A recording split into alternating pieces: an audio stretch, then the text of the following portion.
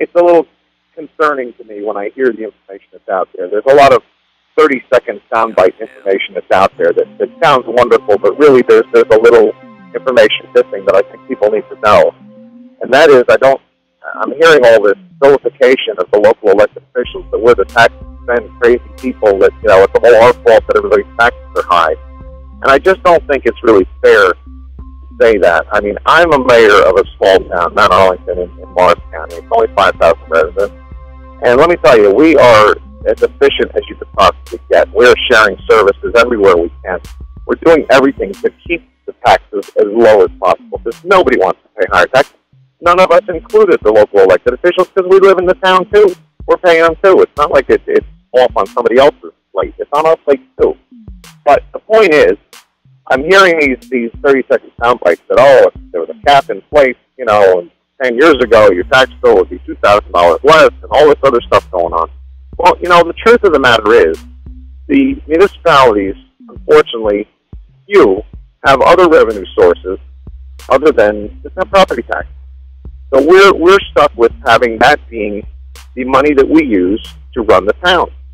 And in most cases, and in my case, in Mount Arlington and Morris County, 26 cents out of the tax dollar goes to the municipality.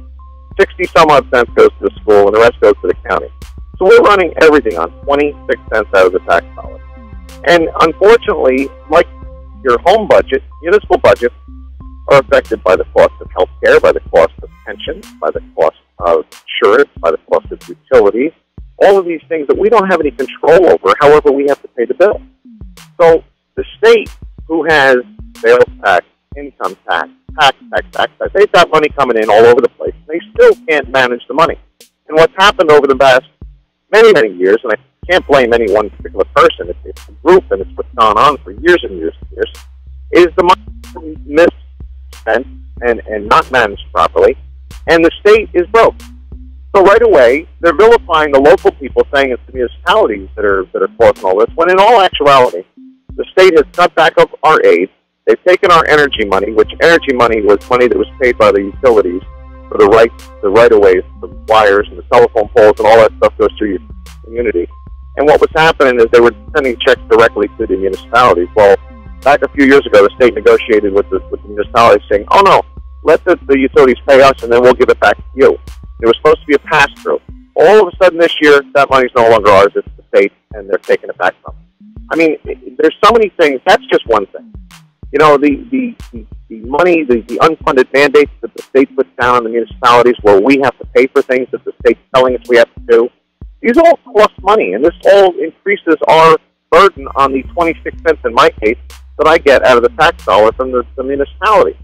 So one of the things that a lot of municipalities are working on is coming up with different forms of revenue rather than property taxes. We're looking at all kind of alternatives, alternative energy sources, leasing property, doing whatever we can to try to generate other revenue. So the local elected officials shouldn't be vilified. And I have to say, I don't know what goes on in all the municipalities.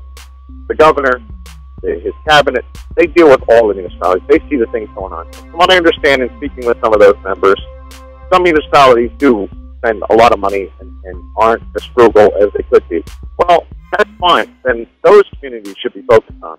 But this whole 2.5% cap is catching everybody. I feel like I'm a dolphin in a tuna net. They're trying to get everybody, and they're getting the guys that have been efficient. The ones that have been doing a good job are getting caught up in this, and we're going to be crushed by it. Now, I'm not saying that the 2.5% is bad. I think we could do it, but we need help.